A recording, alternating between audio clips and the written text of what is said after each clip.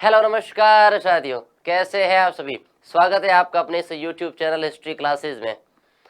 एक बार हम फिर से आए हैं ऋग्वैदिक सभ्यता की सामाजिक स्थिति को लेकर। पिछली क्लास में हमने पढ़ा था कि किस प्रकार से ऋग्वैदिक जो सभ्यता है उसकी राजनीतिक व्यवस्था की चर्चा की थी हमने, कि किस प्रकार से उनके कुल ग्राम विश्व जन और राष्ट्र के अंदर उनकी राजनीतिक व्यवस्था बंटी हुई है। इसके बाद ने दशहरा के युद्ध की भी चर्चा की थी। अभी हम चर्चा करेंगे कि ऋग्वैदिक सभ्यता की सामाजिक स्थिति की। तो चलिएगा, ऋग्वैदिक सभ्यता की सामाजिक स्थिति किसकी चर्चा है? ऋग्वैदिक सभ्यता की सामाजिक स्थिति। ऋग्वैदिक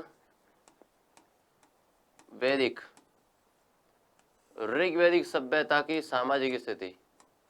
ऋग्वैदिक सभ्यता की सामाजिक स्थिति। ऋग्वैदिक सभ्यता की सामाजिक स्थिति। ऋग्वैदिक सभ्यता की सामाजिक स्थिति।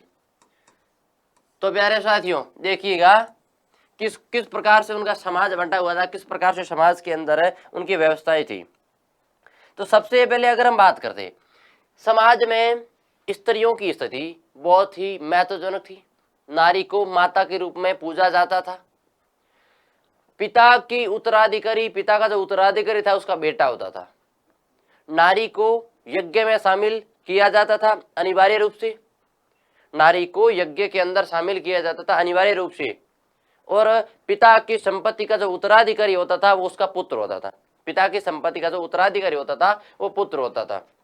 तो सबसे पहला पॉइंट लिख दीजिएगा कि पिता की संपत्ति का उत्तराधिकारी, कि पिता की संपत्ति का उत्तराधिकारी, कि पिता की संपत्ति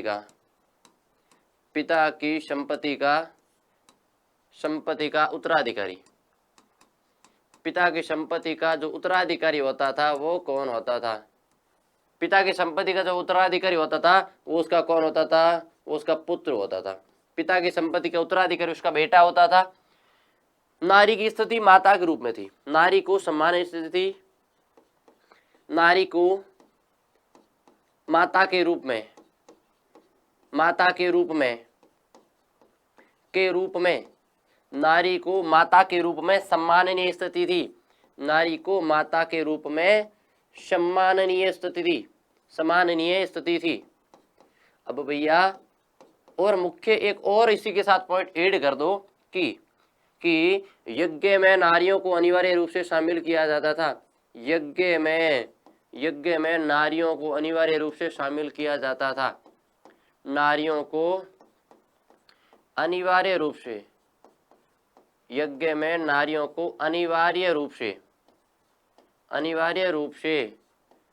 से शामिल किया जाता था। अनिवार्य रूप से शामिल किया जाता था। तो प्यारे दोस्तों, पिता की संपत्ति का जो उत्तराधिकारी होता था वो उसका पुत्र होता था। नारी की स्थिति सम्माननीय स्थिति थी। माता के रूप में उसे पूजा जाता था। और यज्ञ में अनिवार्य रूप से नारियों को शामिल किया जाता था। महत्वपूर्ण चीज है जो आपके सामने रखी गई है। अब संयुक्त परिवार प्रथा मौजूद थी। अब आगे संयुक्त परिवार प्रथा, एक और पॉइंट आएगा सामने कि संयुक्त परिवार, कि भैया संयुक्त परिवार प्रथा प्रचलन में थी। कि संयुक्त परिवार प्रथा प्रचलन में थी। अब आप कहेंगे संयुक्त परिवार प्रथा, अब आपको पता होगा दो प्रकार के परिवार होते हैं, एकल परिवार और संयुक्त परिवार।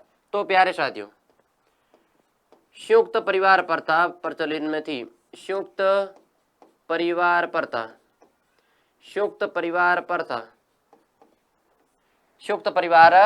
प्रचलन में थी।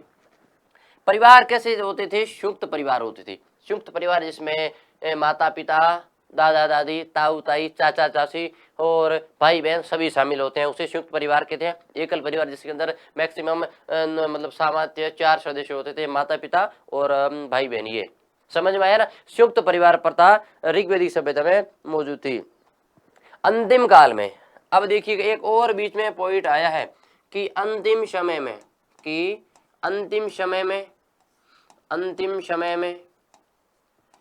में वर्ण व्यवस्था दृष्टिगोचर हुई। वर्ण व्यवस्था अंतिम समय में वर्ण व्यवस्था दृष्टिगोचर हुई, वर्ण व्यवस्था दृष्टिगोचर हुई, दृष्टिगोचर हुई यानी दिखी थी, दृष्टिगोचर हुई, वर्ण व्यवस्था दृष्टिगोचर हुई। वर्ण व्यवस्था कैसी? ऋग्वेद में सभ्यता में जो वर्ण व्यवस्था थी वो कर्म आधारित थी, वो कर्म आधारित वर्ण व्यवस्था थी। आप कहेंगे कर्म आधारित, भाई जैसा कर्म करेगा उसे उस वर्ण के अंदर रखा जाएगा, उस वर्ग के अंदर रखा जाएगा। जैसा कर्म एज इट इज। अगर कोई ब्राह्मण है, उसने अगर सैनिक में शामिल हो गया, युद्ध का काम किया, तो क्षत्रिय वर्ग में गिनाया जाएगा। अगर कोई क्षत्रिय वर्ग है, उसने बच्चों को पढ़ाना शुरू कर दिया, उसे धर्म का ज्ञान है, वो ब्राह्मण के अंदर शामिल हो गया। अगर कोई क्षुद्र है, उसके अंदर थोड़ा सा एक व्यापारिक दिमाग है, तो वो वैश्य के अंदर शामिल हो गया। समझ में आया ना? तो कर्म आधारित थी। कर्म आधारित आप समझ रहे हो ना कि कर्म आधारित व्यवस्था किस प्रकार से थी, कि कर्म आधारित व्यवस्था किस प्रकार से थी कि जैसा कर्म करेगा उसे उस वर्ग के अंदर, उस वर्ण के अंदर रखा जाएगा। जैसा कर्म करेगा उसे उस वर्ग के अंदर रखा जाएगा। अब देखिएगा, आगे बात करते हैं कि वर्ण व्यवस्था किस प्रकार से थी, कि वर्ण व्यवस्था किस प्रकार से थी। तो अब हम बात करते हैं वर्ण व्यवस्था की। तो प्यारे साथी, वर्ण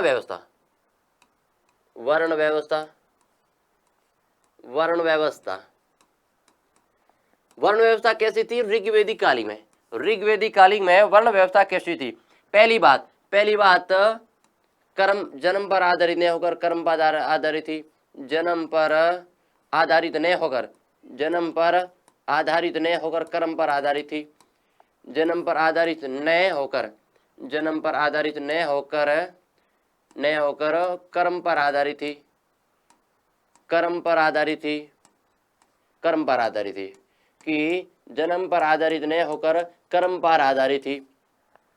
दूसरी बात, दूसरा पॉइंट कौन सा है? दूसरा पॉइंट भैया देखो, ऋग्वेद का 10वां मंडल, ऋग्वेद है उसका 10वां मंडल, ऋग्वेद के 10वें मंडल के पुरुष सूक्त में, ऋग्वेद के 10वें मंडल के पुरुष सूक्त में, कौन से सूक्त में? पुरुष सूक्त में। ऋग्वेद के 10वें मंडल के पुरुष सूक्त में चार वर्णों की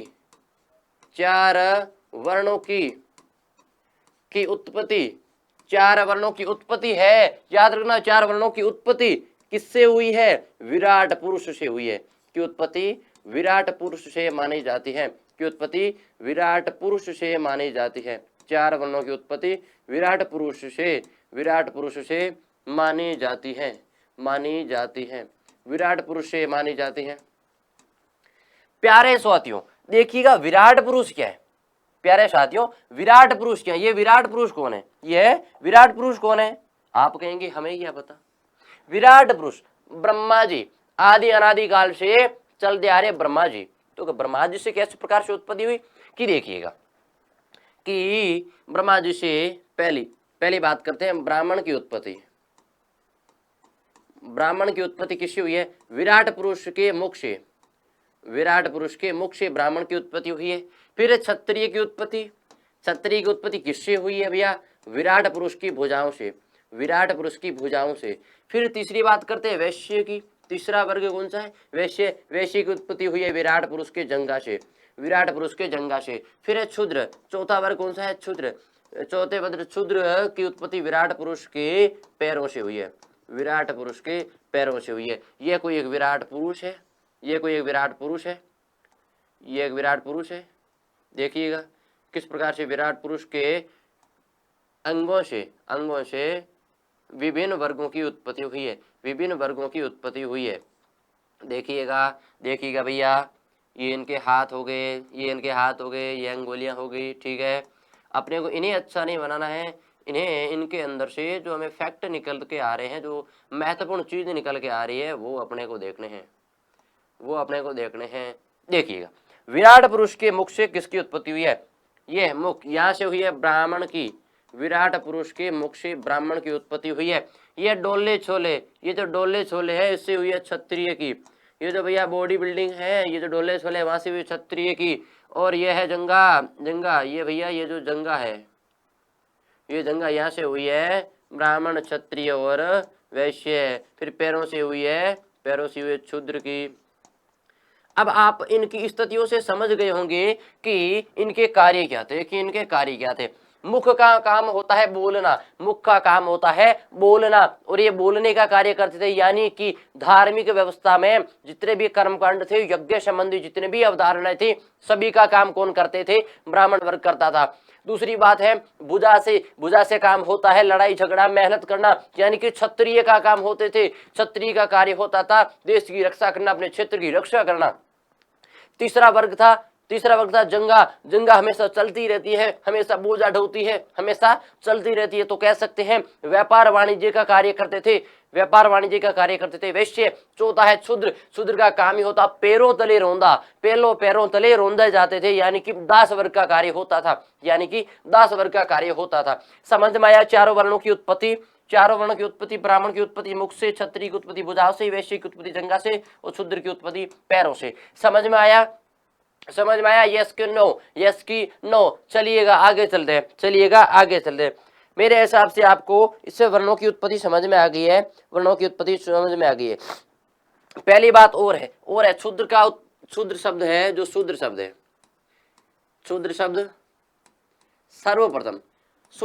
सर्वप्रथम कहां पर उपयोग किया है? भैया याद रखना पुरुष सूक्त में, सर्वप्रथम पुरुष सूक्त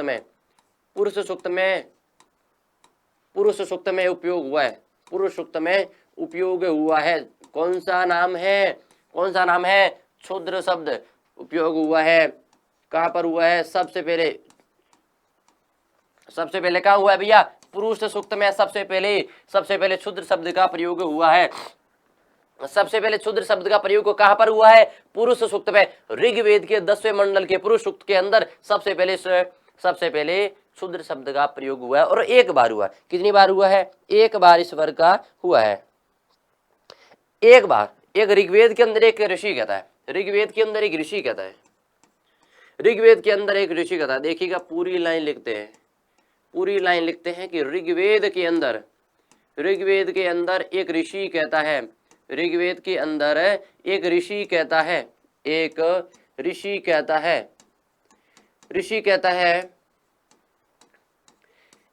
अंदर एक ऋषि कहता है कि मेरे पिता वैद्य है, मैं कवि हूं, मेरे पिता वैद्य है, मेरी माता अन्न पीसने वाली है। ऋग्वेद के अंदर एक ऋषि कहता है मैं कवि हूं, मेरे पिता वैद्य है, मेरी माता अन्न पीसने वाली है। तीनों के साधन भिन्न है लेकिन साध्य एक है।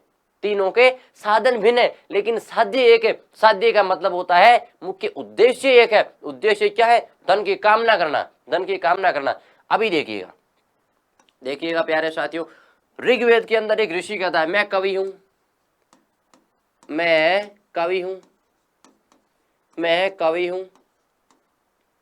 मेरे पिता वैद्य है, मेरे पिता वैद्य है, मेरी माता क्या? अन्न पीसने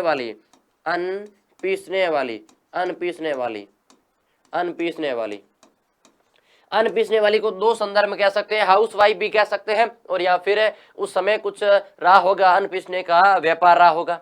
ठीक है, तो मैं कवि हूं, मेरे पिता वैद्य है, मेरी माता अन्न पीसने वाली। तीनों के साधन भिन्न है। इस चीज को लिखने का उद्देश्य है कि साधन भिन्न है लेकिन उद्देश्य एक ही है। उद्देश्य कौन सा है भैया? धन की कामना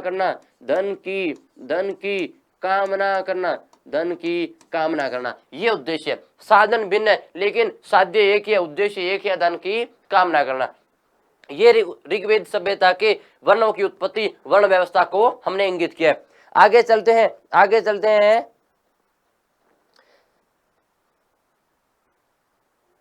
फिर बात करते हैं इनके यहाँ के लोग, समाज की बात करते हो, यहाँ के लोगों की बात करते हैं। तीन प्रकार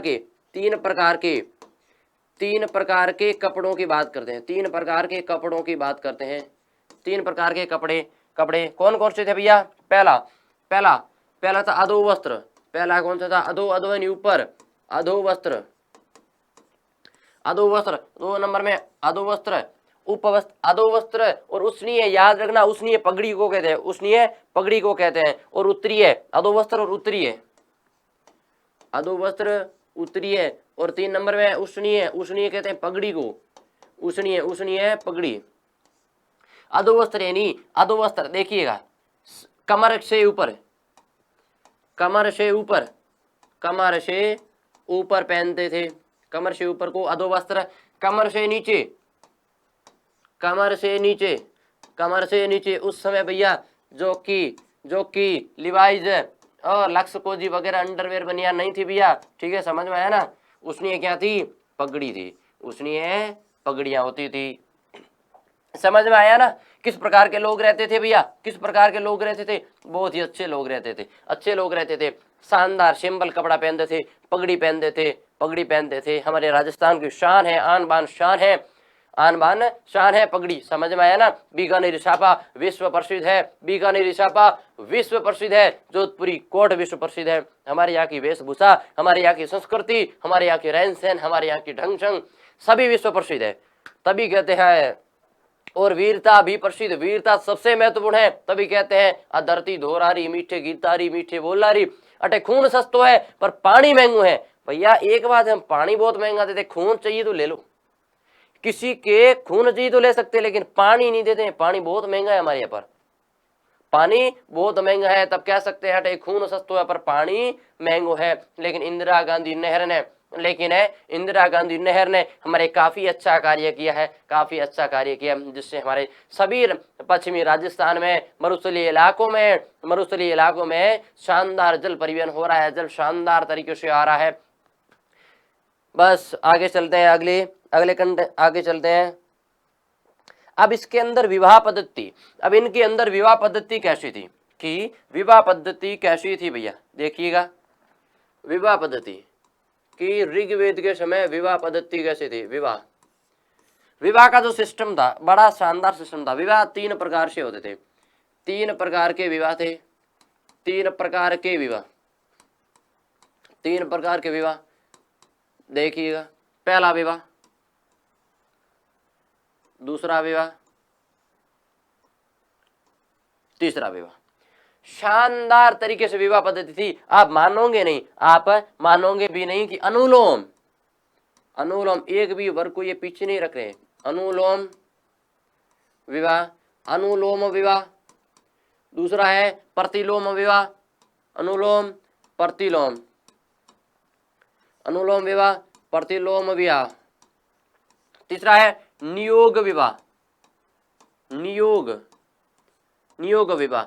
आप कहेंगे नियोग विवाह अनुलोम प्रतिलोम है क्या, फंडा क्या है, तो चलिएगा इसी को क्लियर करते हैं भैया, इसी को ही क्लियर करते हैं कि उच्च वर्ग का वर्ण, उच्च वर्ग का वर्ण, उच्च वर्ग का वर, तो निम्न वर्ग की वधु, तो निम्न वर्ग की वधु, निम्न वर्ग की वधु, निम्न वर्ग की वधु, उच्च वर्ग का वर, निम्न वर्ग की वधु। यहाँ पर थोड़ा चेंज हो गया, यहाँ पर थोड़ा सा चेंज हो गया, यहाँ पर थोड़ा सा चेंज हो गया। क्या हुआ है कि उच्च वर्ग की वधु, उच्च वर्ग की वधु हो गई, यहाँ पर निम्न वर्ग का वर हो गया, निम्न वर्ग का वर हो गया, निम्न वर्ग का वर, निम्न वर्ग का वर हो गया। तीसरा कौन सा भैया, तीसरा कौन सा, नियोग। तीसरा कौन सा है, नियोग। अरे निसंतान स्त्री पुनर्विवाह कर सकती है, निसंतान स्त्री, निसंतान स्त्री, निसंतान स्त्री पुनर्विवाह कर सकती है, पुनर्विवाह कर सकती है, पुनर्विवाह कर सकती है, उसे नियोग विवाह कहते हैं, उसे नियोग विवाह कहते थे। तो देखिएगा अनुलोम प्रतिलोम और नियोग, अनुलोम प्रतिलोम नियोग, उच्च वर्ग का वर, उच्च वर्ग का वर, निम्न वर्ण की वधु, उच्च वर्ग की वधु, निम्न वर्ण का वर, और अपनी संतान स्त्री पुनर्विवाह कर सकती है। प्यारे साथियों ध्यान रखना, उन्होंने हर वर्ग को प्रमुखता दी है, कभी उच्च वर्ग लिया है, कभी निम्न वर्ग लिया है, कभी स्त्री को ऊपर किया है, कभी आदमी को नीचे किया है। तो कह सकते हैं ना विवाह पद्धति शानदार थी। अगर किसी स्त्री के निसंतान यानी संतान उत्पत्ति नहीं हो रही है, संतान उत्पत्ति नहीं हो रही है कि आदमी के अंदर कुछ जेनेटिक प्रॉब्लम हो सकती है। अब जेनेटिक प्रॉब्लम है तो उसका खामियाजा, उसकी गलती एक लड़की एक औरत क्यों भुगतती, तब उन्होंने क्या किया, निसंतान स्त्री पुनर्विवाह कर सकती है, एक नियोग विवाह बना दिया। उसे नियोग विवाह नाम दे दिया। शानदार विवाह पद्धति थी, सभी संतुष्ट थे, सभी संतुष्ट थे। और आगे आएंगे 8 प्रकार के विवाह, 8 प्रकार के विवाह, असुर, गंधर्व, राक्षस, पिशाच। नाम ही देखो रे साले राक्षसों जैसे, तो विवाह तो राक्षसों जैसे ही हो रहे थे। असुर, गंधर्व, राक्षस और पिशाच, ब्रह्म, देव, आर्ष और प्रजापति, ये शानदार विवाह थे, धर्मानुकूल विवाह थे। 4 विवाह है अधर्मानुकूल, असुर, गंधर्व, राक्षस और पिशाच। अभी गंधर्व विवाह है जो प्रेम विवाह है, सभी का तो इलू लीलू चलता है ना भैया, वो गंधर्व विवाह के अंदर रखा है। जिसको लवेरिया हो चुके हैं, लवेरिया कहते हैं, लवेरिया वो है किसके अंदर, गंधर्व विवाह के अंदर शामिल है। चलिएगा, बाल विवाह, जाति प्रथा, 2 नाम आए हैं भैया, बाल विवाह, 2 नाम आए हैं, बाल विवाह, जाति प्रथा, जाति प्रथा, 2 नाम आए हैं, बाल विवाह और जाति प्रथा। बाल विवाह से आप क्या समझते हैं, जाति प्रथा से आप क्या समझते हैं? और पर्दा प्रथा, और पर्दा प्रथा, और कौन सा है भैया, और है पर्दा प्रथा, पर्दा प्रथा। इससे आप क्या समझते हैं? ये उसके समय नहीं थी।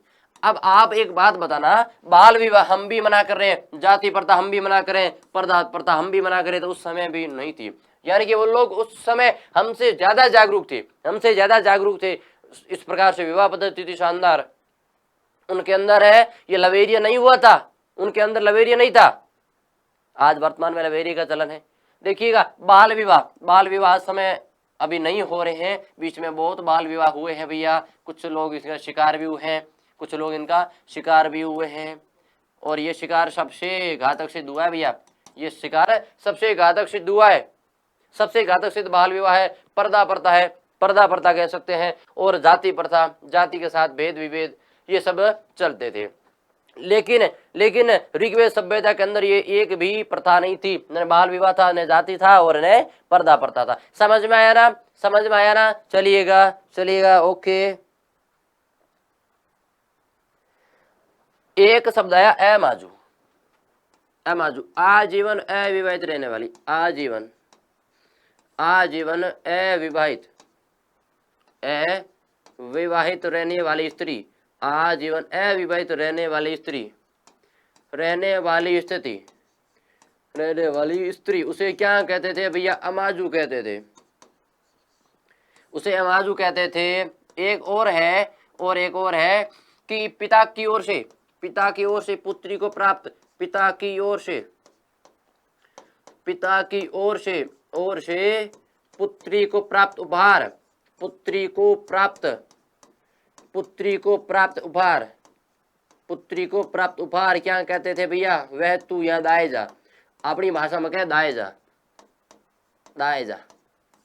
ये आम भाषा उस समय तो कहते थे वह तू। यानी आजीवन अविवाहित रहने वाली स्त्री होती थी, उसे क्या कहते थे भैया? अमाजू कहते थे, उसे अमाजू कहते थे। और यह था वह तू, यानी पिता की ओर से पुत्री को प्राप्त उपहार, पुत्री को भेंट या उपहार प्राप्त थे, उसे क्या कहते थे भैया? उसे क्या कहते थे? वह तू कहते थे। और अपनी भाषा में क्या कहते हैं? अपनी भाषा में कहे दाएजो दिनो, कहीं दिनो मारी डिक्री ने दाएजो दियो। ठीक है, समझ में आया? ओके।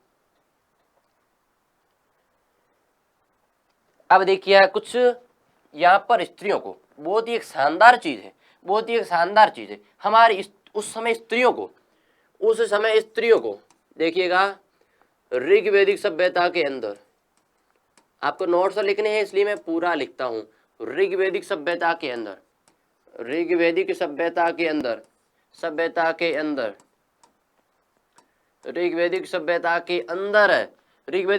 अंदर क्या था भैया? स्त्रियां क्या करती थी? स्त्रियों को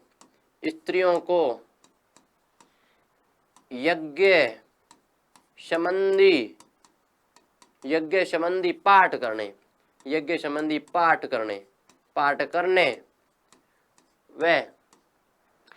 संबंधी पाठ करने व धार्मिक शिक्षा, कैसी शिक्षा भैया? धार्मिक शिक्षा प्राप्त करने का अधिकार था, प्राप्त करने का अधिकार था, धार्मिक शिक्षा प्राप्त करने का अधिकार था, धार्मिक शिक्षा प्राप्त करने का अधिकार था। दूसरी बात, इसके अंदर ऋग्वेद के अंदर कुछ कुछ विदुषी स्त्रियां भी है। उदाहरण भी दिया है कि लोपामुद्रा, लोपामुद्रा घोषा, लोपामुद्रा घोषा, शिक्ता, शिक्ता, पौमोली, पौमोली, कक्षावर्ती, पौमोली, कक्षावर्ती। देखिएगा, लोपामुद्रा, घोषा, सिक्ता, पौमोली, कक्षावर्ती, ये प्रमुख कौन थी? विदुषी स्त्रियां थी। ये प्रमुख कौन सी थी भैया? विदुषी स्त्रियां थी। ये विदुषी स्त्रियां थी, विदुषी स्त्रियां थी। और क्या बात सामने आई है? और बात सामने आई है कि इन्हें उपनयन संस्कार की, उपनयन, उपनयन का एक शाब्दिक अर्थ है जनेऊ धारण करना। क्या धारण करना? जनेऊ धारण करना, जनेऊ धारण। उपनयन संस्कार की, उपनयन संस्कार की, उपनयन संस्कार की अनुमति थी, उपनयन संस्कार की अनुमति थी। प्यारे साथियों, याद रखना, लड़कियां भी जनेऊ धारण कर सकती थी। यानी कि ऋग्वैदिक सभ्यता के अंदर स्त्रियों को यज्ञ संबंधी पाठ करने में धार्मिक शिक्षा प्राप्त करने का अधिकार था। कुछ स्त्रियों को नाम भी है, कुछ स्त्रियों को नाम भी लिखो है, लोपामुद्रा, घोषा, सिक्ता, पौमोली, कक्षावर्ती, विदुषी स्त्रियां भी है। उपनयन संस्कार की यानी जनेऊ धारण करने का अनुमति थी, उपनयन संस्कार की अनुमति थी। हिंदू के अंदर, हिंदू समाज के अंदर, हिंदू धर्म के अंदर 16 प्रकार के संस्कार है, 16 प्रकार के संस्कार है। उसके सूत्र है गप्पू सीजा नानी अचूक भी योगेश भी है। सभी लिखाऊंगा, सभी लिखाऊंगा। ये उत्तर वेदिक के अंदर आएगा, उत्तर वेदिक के अंदर आएगा। 16 संस्कार है, 8 विवाह है, सभी की चर्चा करेंगे। देखिएगा, आगे चलते हैं, आगे चलते हैं। यह प्रमुख है, स्त्रियां हो गई, विदुषी स्त्रियां हो गई, विदुषी स्त्रियां हो गई है। शिक्षा गुरुकुल में दी जाती थी, मौखिक होती थी। शानदार चीज है भैया, शानदार चीज। शिक्षा कहाँ दी जाती थी? शिक्षा पॉइंट, शिक्षा कहाँ दी जाती थी? शिक्षा गुरुकुल में दी जाती थी, शिक्षा गुरुकुल में दी जाती थी, शिक्षा गुरुकुल में दी जाती थी, गुरुकुल में दी जाती थी, मैं दी जाती थी, शिक्षा गुरुकुल में दी जाती थी। कैसे होती थी? मौखिक होती थी भैया। कैसी होती थी शिक्षा? मौखिक। आज लिखे हुए हैं, आपके सामने लिखे हुए हैं, पीपीडी है, सभी है, किताबें हैं, नोट्स है, पीडीएफ है, वीडियोज है, सभी प्रकार की चीजें, फिर भी नहीं पढ़ रहे हो तुम। उनके समय की व्यवस्था देखो, उनके समय की व्यवस्था देखो भैया, कितने टैलेंट हुए होंगे। मौखिक थी। कैसी थी शिक्षा? मौखिक थी। एक बार गुरु बोलता था, बच्चे को याद करनी पड़ती थी और जीवन में उतारनी भी पड़ती थी। उस समय बाबर हुमायूं नहीं थे भैया, उस समय बाबर हुमायूं नहीं थे। उसके समय धार्मिक ज्ञान था, धार्मिक ज्ञान था। आदमी और स्त्री को, बच्चे को, लड़की को इतना धर्म से प्रगाढ़ बना दिया जाता था कि वो एक भी गलत काम, पाप पुण्य, पाप नहीं करता था, पुण्य की ओर करता था, हमेशा भगवान की ओर अग्रसर होता था। उनके धर्म, शिक्षा, सिद्धांत, सामाजिक स्थिति सभी जानकारी दी जाती थी। तो देखिएगा, हमारे यहाँ पर वीडियोज है, आपके पास में बुक्स है, बुक्स है, समझाने के लिए है। देखिएगा, पीडीएफ भी आप पास उपलब्ध है, वीडियोज है, अनेकों सारी क्लासेस वगैरह चलती है, फिर भी नहीं पढ़ते हो, नालायक हो। इसलिए पढ़ लिया करो। कैसी होती थी? गुरुकुल में शिक्षा होती थी, मौखिक होती थी। और एक वर्ग है दस्यु वर्ग, एक है भैया दस्यु वर्ग का उल्लेख है। आप कहेंगे दस्यु वर्ग कौन सा भैया? ये कौन सा वर्ग हो गया? ब्राह्मण, क्षत्रिय, वैश्य, शूद्र तो आपने लिखा दिया, दस्यु वर्ग लिखाया तो नहीं। कहां से लाए दस्यु वर्ग? दस्यु वर्ग किसे कहते हैं भैया? देख तो, इसे अब्रहान, अब्रहान, अयजवन, अयजवन, अब्रहान, अयजवन, मर्दवाच, मर्दवाच, मर्दवाच, अमानुष, अमानुष। देखिएगा, देखो, अब्रहान, अन्यजवन, मर्दवाच, अमानुष सभी संज्ञा दी है। इन्हीं वेदों को न मानने वाला, ठीक है, देवताओं को न मानने वाला, मर्दवाच यानी कटुवाणी वाला, अमानुष दस्यु वर्ग को कहा है। दस्यु वर्ग यानी वेदों को न मानने वाला। अब्रहान, अब्रहान वेदी को तो देवता को नहीं मानने वाला। और मर्दवाच यानी कटुवाणी, मर्दवाच यानी कटुवाणी, मर्दवाच यानी कटुवाणी बोलने वाला। अमानुष, अमानुष भी कहा है, अमानुष भी कहा है, यानी कि मनुष्य भी नहीं है, मनुष्य के लायक भी नहीं है, उसे क्या कहा है? दस्यु वर्ग। दास वर्ग अलग है भैया, दस्यु वर्ग है। कौन सा वर्ग है? दस्यु वर्ग है। जो जो अब्रहान वेदों को नहीं मानने वाला, वैदिक और धर्मों को नहीं मानने वाला, मर्दबाज कटुवाणी, साला इतना भद्दा बोलता था, इतना गंदा बोलता था। ए मानुष, ए मानुष, आप ए मानुष शब्द से समझ लीजिएगा वो कितना बुरा था। ए मानुष शब्द से आप समझ सकते हैं उसकी कैसी स्थिति होगी, कितना प्यारा प्यारा बोलता होगा वो, कितना प्यारा प्यारा बोलता होगा। चलिएगा, अपनी ये हो गई सामाजिक स्थिति क्लियर, अपने ये सामाजिक स्थिति क्लियर होगी, सामाजिक स्थिति क्लियर हो गई। एक बार रिवीजन कर देते हैं, देख लीजिएगा हमने क्या क्या पढ़ा, हमने क्या क्या पढ़ा भैया। सबसे पहले ये पढ़ा ऋग्वेदिक सभ्यता की सामाजिक स्थिति, यह पूरा एक बार देख लीजिएगा, कंटिन्यूली देख लीजिएगा, ठीक है ना, कंटिन्यूली देख लीजिएगा, ये देख लीजिए, आगे स्क्रीनशॉट लेते रहिएगा, ये आगे नेक्स्ट नेक्स्ट और नेक्स्ट, समझ में आया। चलिएगा, अभी चलते हैं आर्थिक व्यवस्था की ओर, अभी चलते हैं आर्थिक व्यवस्था की ओर। अभी क्या चलते हैं भैया, ऋग्वेदिक सभ्यता की आर्थिक स्थिति, ऋग्वेदिक सभ्यता की आर्थिक स्थिति की ओर चलते हैं, ऋग्वेदिक सभ्यता की आर्थिक स्थिति की ओर चलते हैं। देखिएगा कैसी थी उनकी आर्थिक स्थिति, ऋग्वेदिक सभ्यता की आर्थिक स्थिति, ऋग्वेदिक सभ्यता की आर्थिक स्थिति, आर्थिक स्थिति भाई साहब, आर्थिक स्थिति कैसी थी। पहली चीज नोटेट कर देना, पहली चीज नोट कर देना, पहली चीज नोट कर देना, नोट कर देना, पशुपालन। पहली से चीज लिख देना, पशुपालन, पशुपालन एक नंबर पे था, 2 नंबर पे कृषि था। आप कहेंगे यह कैसे हो गया भैया, पशुपालन कहां से आ गया पहले नंबर पर। तो देखिएगा साथियों, अब देखो पशुपालन एक नंबर पे क्यों रखा है, उसके पीछे रीजन है, एक महत्वपूर्ण रीजन है, बड़ा रीजन है। क्योंकि ये गुम्मक्कड़ जीवन व्यतीत करते थे, ऋग्वेदिक लोग थे वो गुम्मक्कड़ जीवन व्यतीत करते थे, और गुम्मक्कड़ जीवन व्यतीत करने के कारण कृषि को स्थायित्व नहीं मिल पाया, यानी वो स्थायी निवास नहीं कर पाए। तब वो कैसे थे भैया, तब कैसे थे, गुम्मक्कड़ थे, तो कृषि का विकास नहीं हो पाया, और कृषि का विकास नहीं हो पाया तो पशुपालन को 1 नंबर पे रख दिया और कृषि को 2 नंबर पे रख दिया। फिर 1000 ईसा पूर्व में उत्तर प्रदेश के अंतर्जित खेड़ा वर्तमान एंटा जिले में, उत्तर प्रदेश के अंतर्जित खेड़ा वर्तमान एंटा जिले के अंदर 1000 ईसा पूर्व में क्या हुआ है, लोहे की खोज हुई है। उत्तर वैदिक, ऋग्वेदिक नहीं, उत्तर वैदिक सभ्यता के समय हुई है, और इसके समय कृषि फर्स्ट स्थान पे आ गया और पशुपालन सेकंड स्थान पे आ गया। क्योंकि लोहे के भूमिका से हल लोहे के बनने लगे, तो जमीन की गहराई खुदाई होने लगी, और इससे क्या हुआ, फसल वृद्धि हुई, क्षत्रिय वर्ग मजबूत हुआ, और यही लोहा मध्य भारत में, प्राचीन भारत में मध्य 6वीं शताब्दी ईसा पूर्व में, प्राचीन भारत में मध्य 6वीं शताब्दी ईसा पूर्व में जैन और बौद्ध धर्म है ना, उसके अंदर क्षत्रिय वर्ग की महत्वपूर्ण भूमिका निभाती है, धार्मिक आंदोलन के अंदर महत्वपूर्ण भूमिका निभाता है। चलिएगा उनकी आर्थिक स्थिति कैसी थी, मूल आधार पशुपालन था और कृषि था। अब देखिएगा, अब आगे चलते हैं उनकी कृषि योग्य भूमि, कृषि योग्य भूमि 4 थी। कृषि योग्य भूमियां कैसी थी, कृषि योग्य भूमि कौन कौन सी थी, देखिएगा साथियों। कृषि योग्य भूमि 1 नंबर क्षेत्र, 1 नंबर क्षेत्र, 2 नंबर खिल, 2 नंबर खिल, क्षेत्र खिल, वास्तु, क्षेत्र वास्तु खिल, और 4 नंबर में अप्रहत, 4 नंबर में अप्रहत। 4 प्रकार की भूमि है, क्षेत्र वास्तु खिल और अप्रहत।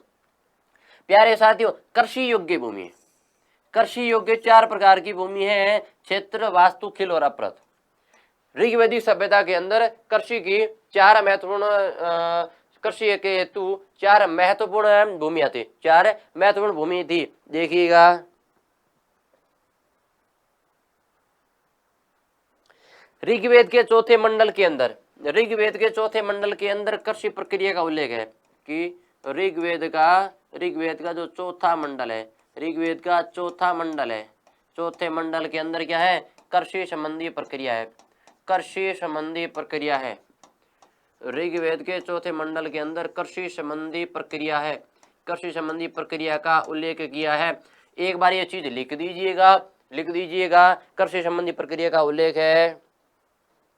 और महत्वपूर्ण चीज है, भूमि राजा की निजी संपत्ति नहीं हुआ करती थी, उस पर संपूर्ण कबीले का आधिपत्य था। देख लीजिएगा कि भूमि, यहाँ पर लिखते हैं कि भूमि है, भूमि पर राजा का स्वामित्व नहीं होता था, राजा का अधिकार नहीं होता था, स्वामित्व नहीं होता था, अधिकार नहीं होता था। उस पर किसका अधिकार होता? संपूर्ण कबीले का आधिपत्य था, संपूर्ण कबीले का आधिपत्य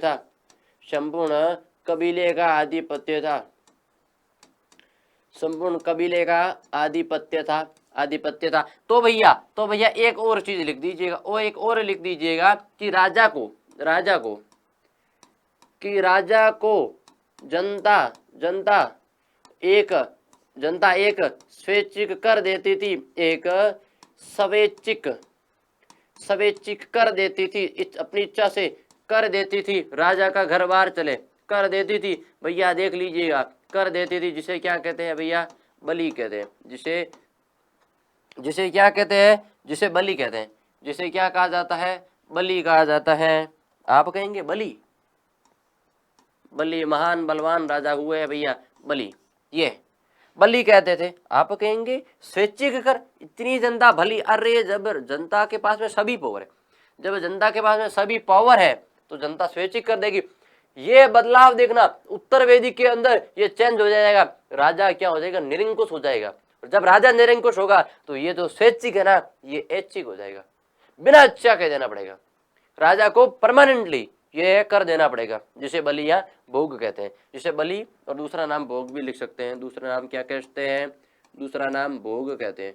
दूसरा नाम क्या भैया? भोग कहते हैं। समझ में आया? आर्थिक स्थिति कैसी थी? पशुपालन आधारित थी, सेकंड स्थान पर कृषि थी। फिर देखिएगा, गाय आर्यों का मुख्य पशु था, घोड़ा महत्वपूर्ण था, गाय पवित्र थी।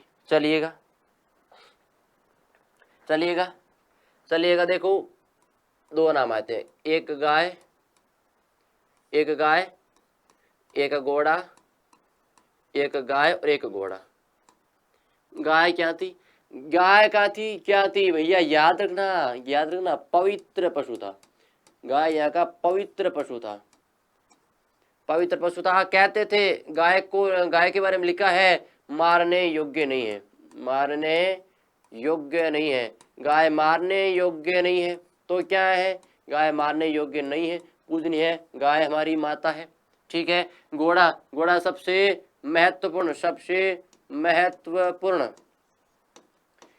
महत्वपूर्ण या उपयोगी कह सकते हैं, उपयोगी पशु था उस समय का, सबसे उपयोगी। युद्ध होते थे ना, वो गाय के लिए होते थे, ठीक है। जिसे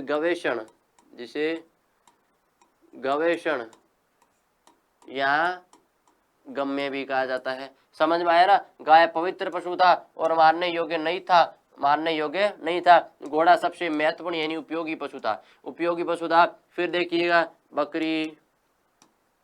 बकरी, गाय, घोड़ा,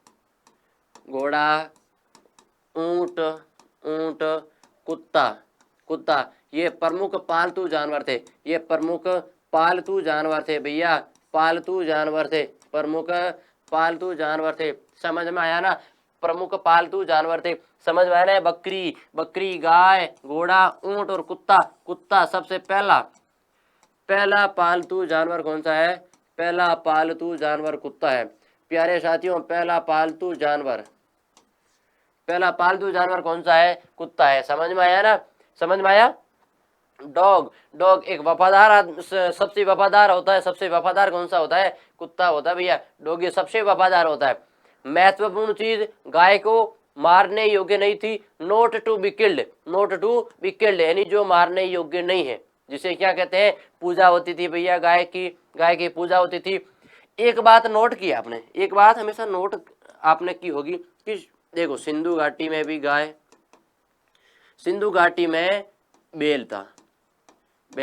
वैदिक सभ्यता के अंदर गाय आई है। वैदिक सभ्यता के अंदर गाय आई है। यानी कि उस समय भी गाय और बैल को क्या दी जाती थी, महत्वता दी जाती थी, महत्वता दी जाती थी, महत्वता दी जाती। भैया क्यों दी जाती थी? अरे लोगों के अंदर उन्होंने पढ़ी किया, रामायण, महाभारत, वेद, उपनिषद, पुराण, स्मृति साहित्य, ये चीज पढ़ी है। तब उनके अंदर एक समझ है, एक समझ है, सोच है, विकसित हुई है कि गाय एक महत्वपूर्ण पवित्र पशु है। गाय एक महत्वपूर्ण और पवित्र पशु है, जिसे जो मारने योग्य बिल्कुल नहीं है, जो मारने योग्य तो बिल्कुल नहीं है। समझ में आया?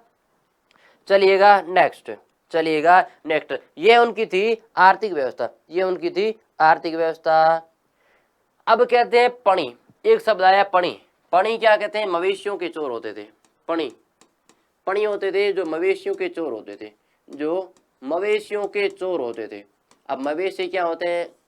अरे बकरी वगैरह, मवेशियों के चोर, मवेशियों के चोर, मवेशियों के चोर होते पणी। और इनका क्या करते थे? ये व्यापार भी करते थे, और ये व्यापार भी करते थे, और व्यापार भी करते थे, व्यापार भी करते थे। यानी पशु चोर थे भैया, पशु चोर थे।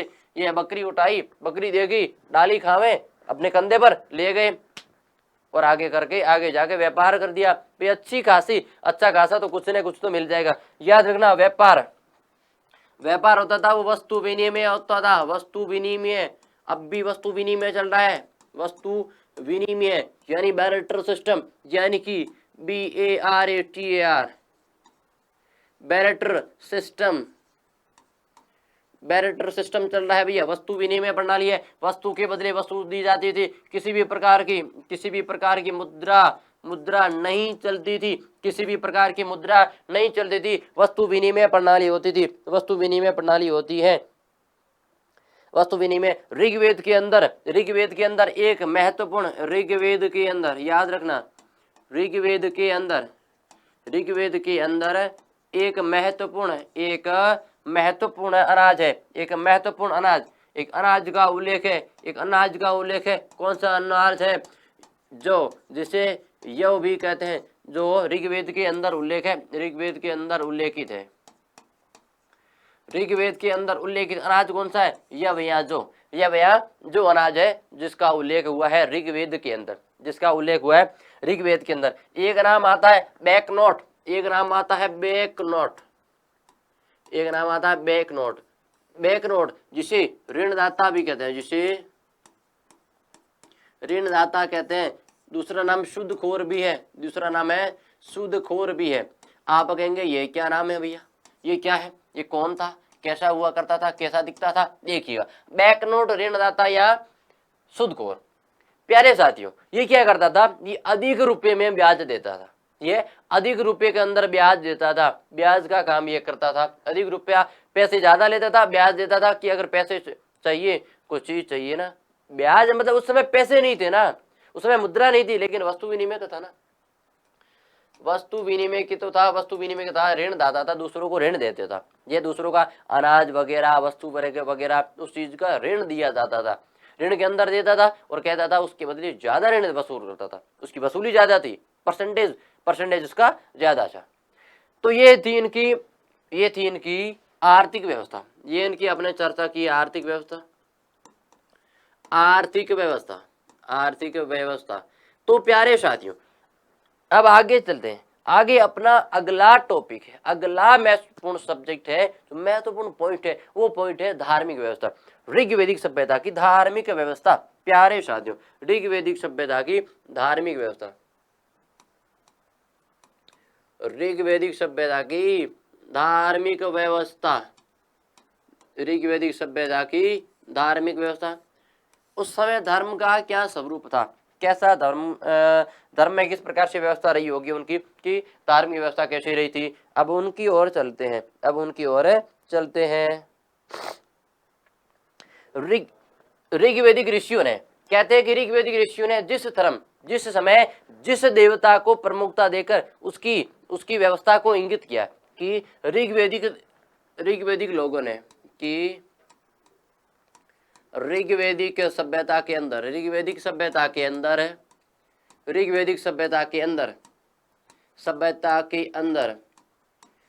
कि जिस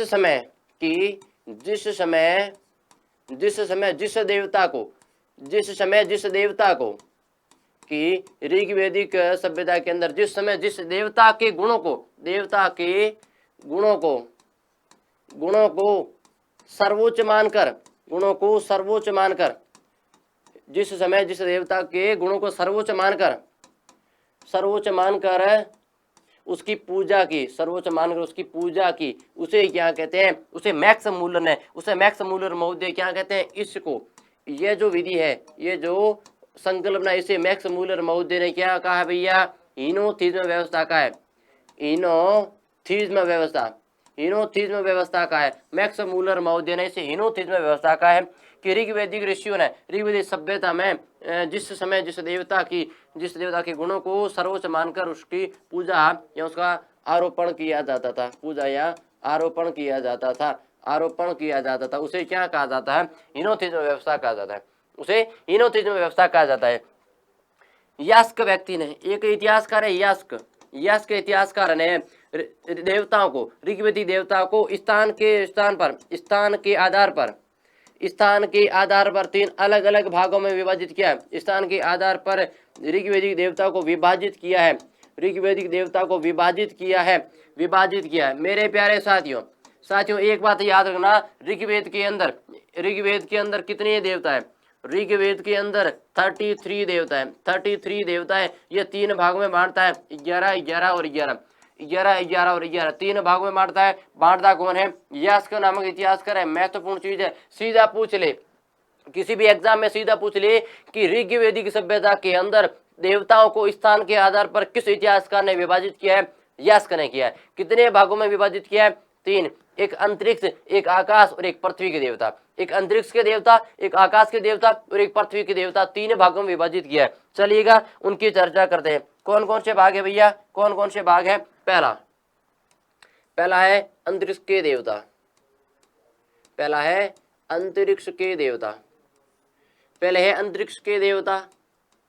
कौन से भैया? अंतरिक्ष के देवता। दूसरे देवता कौन से है? आकाश के देवता, अंतरिक्ष के देवता, आकाश के देवता, आकाश के देवता। तीसरे देवता कौन से भैया? तीसरे देवता है पृथ्वी के देवता, अंतरिक्ष के, आकाश के और पृथ्वी के देवता, पृथ्वी के देवता। समझ में आया? समझ में आया? एक बार फिर से देखिएगा, यास्क ने बांटा है। बांटा किसने भैया? यास्क ने बांटा है। ऋग्वेद के अंदर कितने देवी देवता है? 33 देवता है, 33 देवता। यानी कि अगर हम चर्चा करें, अगर हम देखें, ओवरऑल देखें, अंतरिक्ष के देवता की 11 की बात करेंगे, आकाश के देवता 11 की बात करेंगे, पृथ्वी के देवता 11 की बात करेंगे। यह प्रमुख देवता थे, 33 देवता थे। ऋग्वेदिक सभ्यता के अंदर कितने देवता थे? क्या 33 देवता थे? कि कितने देवता थे भैया? 33 देवता थे। सूर्य, ध्वज, वरुण, मित्र, पुषण, उषा, आदित्य। देखिएगा, सूर्य, ध्वज, सूर्य, ध्वज, पुषण,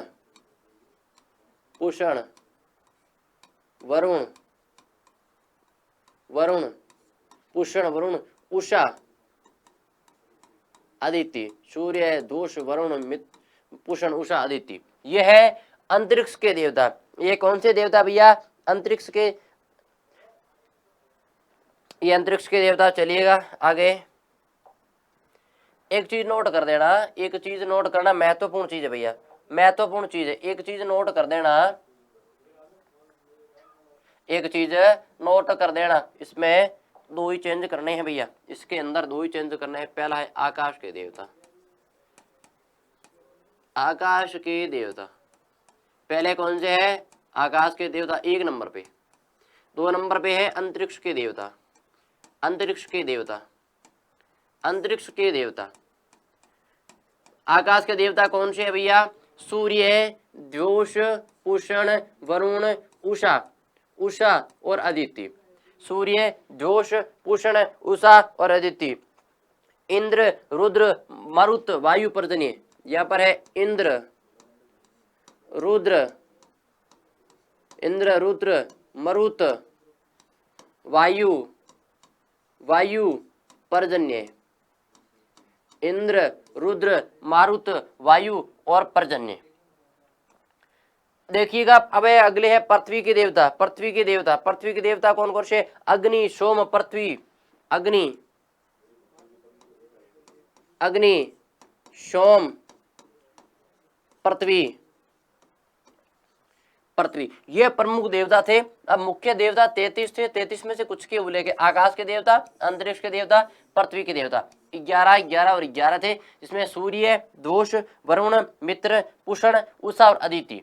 सूर्य, सूर्य, द्वोष, पुषण, उषा, अदिति, ठीक है। इंद्र, इंद्र प्रमुख देवता था। ऋग्वेदिक देवता में सबसे प्रमुख देवता इंद्र था, ठीक है। रुद्र, वरुण, वायु, पर्जन्य, अग्नि, अग्नि 2 नंबर में, फिर सोम और पृथ्वी, फिर सोम और पृथ्वी। इसकी चर्चा करते हैं, चलिएगा आगे, चलिएगा आगे। पहला देवता कौन सा है भैया? अपने पहले देवता की ओर चलते हैं, इंद्र। पहले देवता कौन से है? 1 नंबर पे, 1 नंबर पे सबसे प्रमुख देवता थे, सबसे प्रमुख देवता थे, कौन से थे? इंद्र थे। सबसे प्रमुख देवता कौन से थे? इंद्र। प्यारे साथियों, सबसे महत्वपूर्ण देवता, सबसे महत्वपूर्ण देवता, सबसे महत्वपूर्ण देवता, सबसे महत्वपूर्ण देवता थे। और क्या बात हुई है? और क्या बात हुई है? इसका सर्वाधिक उल्लेख ऋग्वेद में, सर्वाधिक ऋग्वेद में उल्लेख, सर्वाधिक ऋग्वेद में उल्लेख, सर्वाधिक ऋग्वेद में उल्लेख, सर्वाधिक ऋग्वेद में उल्लेख भैया कितनी बार? 250 बार, 250 बार, 250 बार।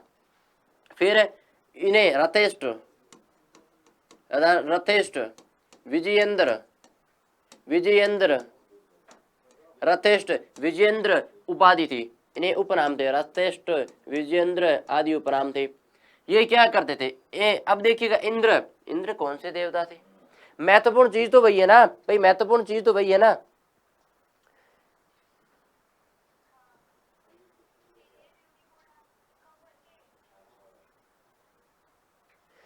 देखिएगा, इंद्र बौद्धिक सुख व विजयों के लिए, कि भौतिक सुख व विजयों के लिए, यह भौतिक सुख, बौद्धिक सुख व विजयों के लिए इसका आह्वान किया जाता था, विजयों के लिए आह्वान किया जाता था, विजयों के लिए आह्वान किया जाता था, आह्वान,